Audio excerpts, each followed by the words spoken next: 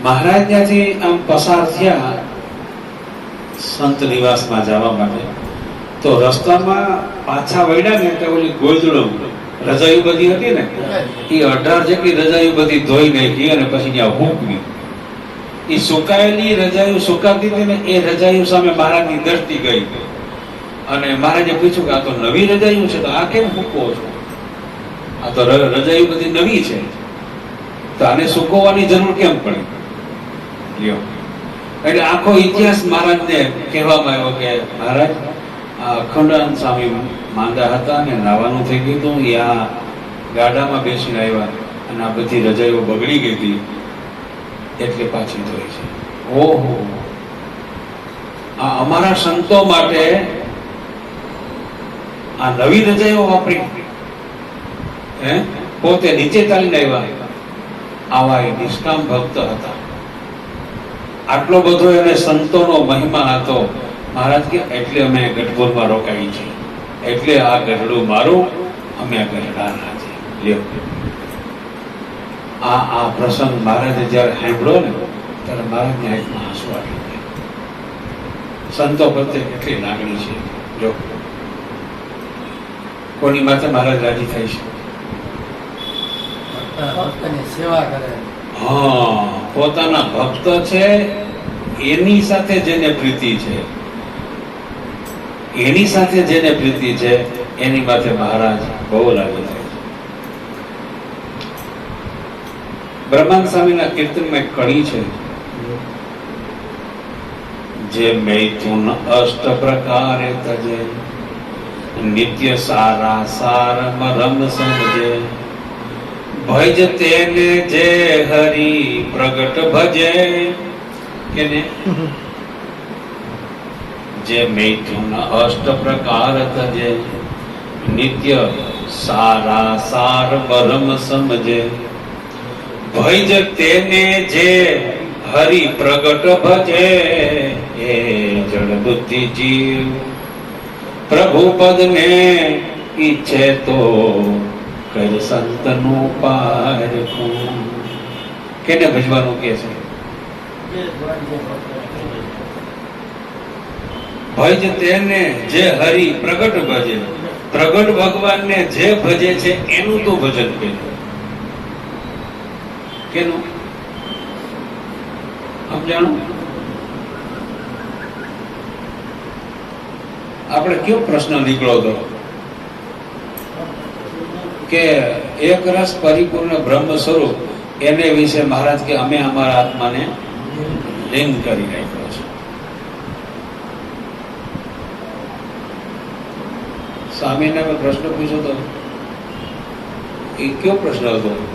સદગુરુ ગાથામાં હા, ગુણાતીતાનંદ સ્વામીનો મહિમા લખતા માધવપ્રિય સ્વામી લખ્યું છે કે ગુણાતીતાનંદ સ્વામીનો મહિમા. ગુણાતીતાનંદ સ્વામીનું આજે હું સત્સંગ દીપ ચેનલની અંદર આખું જીવન ચરિત્ર રજૂ કરું છું ને, એમાં મૂળજીના માતુશ્રીએ એને દૂધ પાવાનું કીધું. મારે દૂધ પીવું છે, એટલે દૂધ દેવા જતા હતા ને, તો મને દૂધ આપો, પીવું છે. તો કે ઉભા નહીં, હું ઠાકોરજીને ધરી નાખું. સાકરભાઈએ શું કીધું? હું ઠાકોરજીને ધરીને પછી દૂધ આપું. તો આ મૂળજી કે ઠાકોરજી અમારામાં છે. હા, અમે અખંડ કે ભગવાનને ઠાકોરજીને ધારીને જ રહ્યા છે. કેવી રીતે ધારીએ છે કે આજે અમે પણ અમારા હૃદયમાં ઠાકોરજી છે. અમે ગર્ભમાં આવ્યા મોરે પણ દેખતા હતા, ગર્ભમાં આવ્યા પછી પણ દેખીએ છીએ, અત્યારે પણ દેખીએ છીએ. આ મધ્યના અત્યારમાંની વાત. મહારાજ કે અમે એ મૂર્તિને અત્યારે પણ દેખીએ છીએ, માતાના ગર્ભમાં હતા તે દિવસ પણ દેખતા હતા, અને ગર્ભમાં આવ્યા મોરે પણ એ મૂર્તિને અમે દેખતા હતા. એટલે મને પ્રશ્ન થયો કે આજે ગુણાતીતાનંદ સ્વામી કે અમે ઠાકોરજીને દેખીએ છીએ ચડી અવસ્થામાં, ગર્ભમાં આવ્યા મોર, ગર્ભમાં આવ્યા પછી, ગર્ભમાં હતા ત્યારે. તો ગુણાતીતાનંદ સ્વામી કઈ મૂર્તિને તળી અવસ્થામાં દેખતા હતા? તો કે શ્રીજી મહારાજ. બરાબર છે? શ્રીજી મહારાજ હે? શ્રીજી મહારાજ હા. બસ એ જ પ્રશ્ન છે. શું પ્રશ્ન છે? જો મહારાજે આ ગુણાતીતાન સ્વામીએ મૂળજી સર્વાએ તો કીધું કે હું માતાના ગર્ભમાં હતા તે દિવસ પણ દેખું છું, બે હરખું બોલ્યા. તો મહારાજ કહે કે અમે એ મૂર્તિ દેખી છે. તો મહારાજ કઈ મૂર્તિ દેખતા છે? લ્યો, ત્યારે મહારાજે સ્વામી એવો જવાબ આપ્યો કે એ અક્ષર બ્રહ્મને દેખતા હતા. લ્યો, જો હું વાત એ સમજાવવા માંગુ છું કે શ્રીજી મહારાજની ઉપાસના શું છે. લોહિયાના 14માં મૂળ અક્ષર સાબિત થઈ ગયા. હા, લ્યો, આ લોહિયાના 14માં વચનામૃતની અંદર મહારાજે જે વાત કરી છે ને, એ વાત કેવી રીતે પોતાની ઉપાસનાની કરી છે, આ વાત સમજવા જેવી છે. લ્યો, એને સદાયને માટે એ પોતાના જે ભક્ત છે એની સાથે જે સંબંધવાળા છે એની સાથે જ એને રુચિ છે.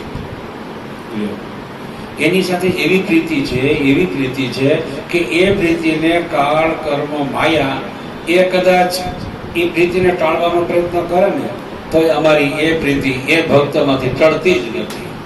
લ્યો, જો આ વાત સ્વામી તમારા દ્રષ્ટાંતોથી સમજાવે જ છે. હો, તમારા દ્રષ્ટાંતોથી સમજાવે છે. શું સમજાવે છે? તમે તમારા નાના ટેણીને લઈને આવ્યા હો તો અમે તમને ચોકલેટ દઈ તો રાજી થાવ કે છોકરાને દઈને રાજી થાવ? જો, હા, છોકરાઓને દઈએ તો રાજી થાય ને. લ્યો, હવે એને આપે તો એ પાછા છોકરાને જ આપે.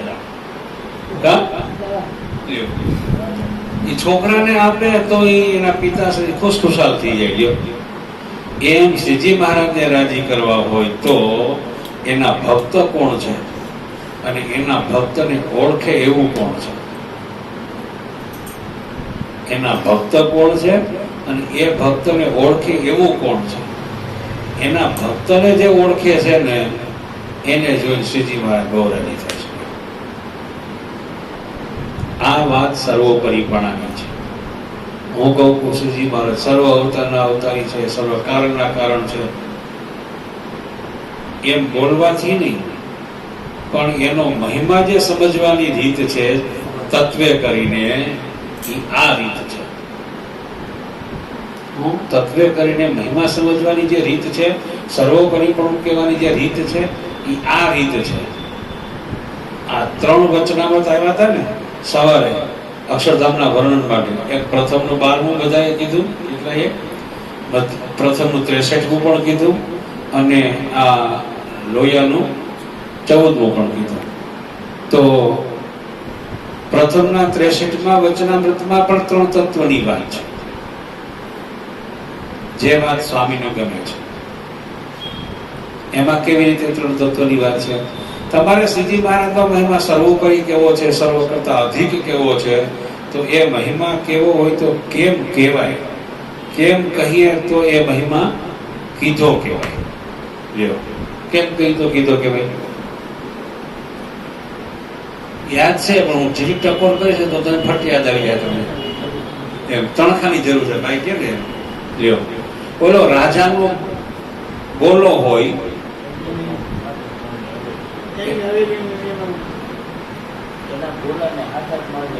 રાજા છે, રાજાનો ગોલો એટલે ચાકર, એને હાથ માંડી હવેલી છે. હા, જો એના ગોલાને 7 માંડી હવેલી છે. એ ખાલી ગોલાની હાથ માંડી હવેલી એની જે સમૃદ્ધિ એ બધું જે છે ને એનું તમે વર્ણન કરો ને તો તમે થાકી જાઓ. એટલું તો એની પાસે છે. તો રાજા પાસે કેટલું છે? દર્શન સમજે? આ ગોલાને એટલું બધું છે ને ચાકરને એટલી બધી ફૂલ ફેસિલિટી છે, તો રાજાને કેટલી છે? જો એટલે જ ગોલોકમાં તે વર્ણન એવું આવે છે કે ગોલોકમાં જે ગોપબાલ બેઠા છે એના મુગટમાં દાડમ જેવડા હીરા જડ્યા છે. આ કહેવાનું કારણ આ જ થયું ને. આ તો નીચેથી મહિમા સમજો તો તમે ઉપલાનો મહિમા યથાર્થ સમજો છો. એમને સમજાય નહીતર સમજ્યા નથી. સીધો એનો મહિમા કયો કે શ્રીજી મહારાજ સર્વોપરી છે એના કરતા એના ભક્તો સર્વોપરી છે એમ તમે કહો તો વધારે મહિમા સમજાય. હે હા, જો આની પાસે આનો મહિમા ન કહી શકતા હોય, એટલો બધો મહિમા હોય તો પછી એની ઉપરનું તત્વ તો અપાર જ હોય. નહીથી એટલે મહારાજને પોતાને કેવી રીતે આમ તમારે સમજવાનું છે, સમજાવવાનું છે એ 3 તત્વની વાત. તો કે જે શ્રીજી મહારાજને યથાર્થ ઓળખે છે એ યથાર્થ ઓળખાવનારા જે છે અને એ જેને ઓળખાવે છે શ્રીજી મહારાજને, એનો મહિમા જે સમજે ને એ કામ કરી ગયો. મુક્તના દર્શન થાય છે તો અમને શાંતિ થાય છે. પોતે તો એ બેથી જુદા જ છે. ત્યાં નારાયણ અને મુક્ત એટલે આ બે, અક્ષર અને મુક્ત, આ બેને અમે જોઈએ છીએ તો અમને બહુ આનંદ થાય છે. નકરું તેજ દેખાય તોય નથી મજા આવતી, એકલા નારાયણ દેખાય તોય નથી મજા આવતી, નકરા મુક્તો દેખાય તોય નથી મજા આવતી. એટલે મુક્તે સહિત નારાયણના દર્શન થાય તો અમને આનંદ આવે છે. આ ઉપાસના શ્રીજી મહારાજની છે એ હવે તમે નિરાંતે વાંચજો. લોહિયાનું 14મું વચનામૃત વાંચજો. પાછું લોહિયાનું 14મું જે વચનામૃતની પેન ડ્રાઈવ છે ને એને સાંભળજો પાછું, એમાંથી કાઢી, એટલે તમને ખ્યાલ આવશે કે ના ના આ વચનામૃતમાં શ્રીજી મહારાજ પોતાની ઉપાસના કેવી રીતે વર્ણવે છે, સમજાય એવી શ્રીજી મહારાજના ચરણોમાં આપણે પ્રાર્થના કરીએ. સારું. સહજાનંદ સ્વામી મહારાજની જય. હવે ઉત્સવ કૃષ્ણ મહારાજની જય. આ રાગ ભૈરવી રાગ છે. કોઈ પણ કીર્તન ભક્તિ, કોઈ પણ ઉત્સવ, કોઈ પણ વસ્તુની પૂર્ણાહુતિ થતી હોય ત્યારે આ રાગ અંતમાં ગવાય છે. એટલે કે આજે ગ્રહણના મહોત્સવ, ગ્રહણનો ઉત્સવ આપણે પૂરો કરવા જઈ રહ્યા છીએ ત્યારે ભૈરવી રાગની ધૂન આપણે ગાશું. જેને હિસાબે સૂર્યનારાયણ છે એ દુઃખથી મુક્ત થાય, ભગવાન એમને અને આપને બધા દુઃખથી નિવૃત્તિ આપે. સ્વામી નારાયણ નારાયણ નારાયણ, સ્વામી નારાયણ નારાયણ, સ્વામી નારાયણ નારાયણ નારાયણ, સ્વામી નારાયણ નારાયણ, જય સ્વામિનારાયણ સ્વામિનારાયણ સ્વામિનારાયણ સ્વામિનારાયણ સ્વામિનારાયણ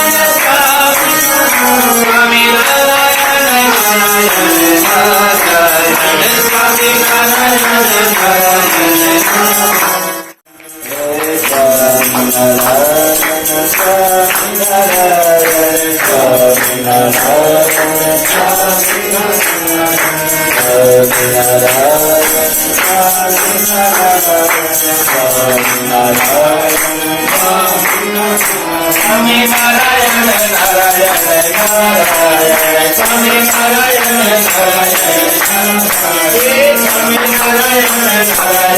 Narayana